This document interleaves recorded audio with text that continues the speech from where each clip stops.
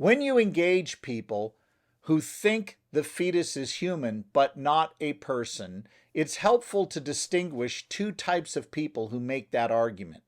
The first type says there was no you there at the beginning. Their issue is identity. They are saying there's no subject that was you back when you were a fetus. In fact, they deny you were there at all.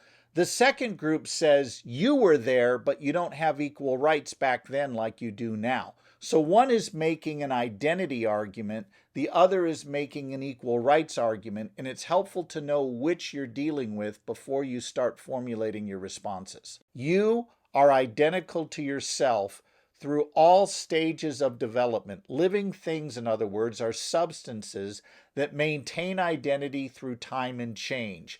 They're not part-like things like the little desk you see behind my shoulder here. Rather, unlike that desk that is merely a sum total of its parts, living things have inner natures that ground their identity through time and change, such that if you gain or lose a physical part, you don't stop being you. You remain yourself through all of those changes. And how that applies to the pro-life view is simply like this. If you are intrinsically valuable today, you are intrinsically valuable at every stage of your existence because you're identical to yourself as long as you're in that living period of life. In other words, you are identical to the embryo you once were, meaning if you're intrinsically valuable now, you were intrinsically valuable then. Performance view of human value says being human means nothing. Your inner nature, even if you have one, which they would dispute some of them that you even do, but their view is what matters is not what you are by nature, a substance that maintains identity through time and change. Rather, you are simply valued based on your performance, your immediate capacity for self-awareness or having desires or whatever trait they arbitrarily pick out. So that view is in a rival relationship to the view pro-lifers hold, which says you're identical and valuable at every stage of existence. Nothing changes substantially from one change of development to another. You remain yourself. You don't have rights. You don't have identity even until you are a conscious being with memory connected through thought over time. That's the mental continuity view. And that was the view that this Destiny host held. And he was trying to tell the pro-life advocates he was debating that there's no fetus that's a person because it doesn't yet have continuity of memory, continuity of thought, self-awareness, consciousness. That's the mental continuity view. He didn't defend that view, he just kept asserting it. If you inject the kitten and he becomes rational, he only becomes rational because an outside agent injected him externally with this serum. The question is, does the embryo need an outside agent to become rational? And the answer is no. It is rational by nature.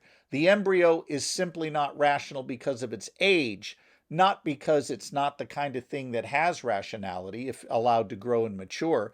There's a real difference between the kitten that can only become a rational being if we inject him and that embryo or fetus, that human embryo or fetus that is rational by nature, needing only to grow and mature to be able to exercise rationality. The kitten will never be able to exercise rationality, but an embryo or fetus will if allowed to grow. A dog that can't read isn't a tragedy, but a 16-year-old girl who can't read is one. Why? Because the dog is not failing to flourish according to its nature if it can't read. Dogs by nature do not read. 16-year-old girls should know how to read. A hit and run with a squirrel is not something anybody loses sleep over. But a hit and run with a newborn, even one that is mentally disabled, is going to be something that should trouble us. Or as Christopher Kaiser famously points out, eating a hamburger and eating a Harold burger are two different things.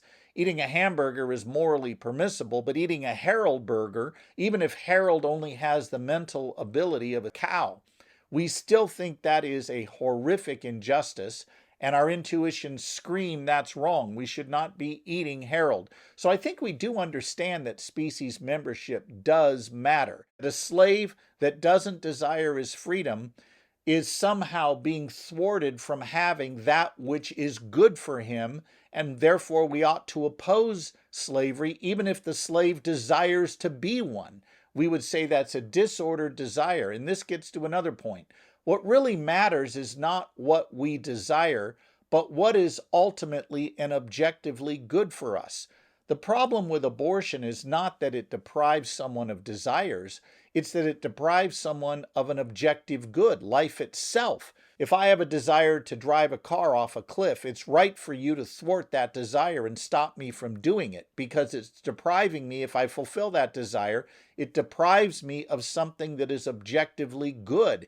And what makes abortion wrong is not that it deprives a being of desires, it deprives a being of something that is objectively good. Here, life itself.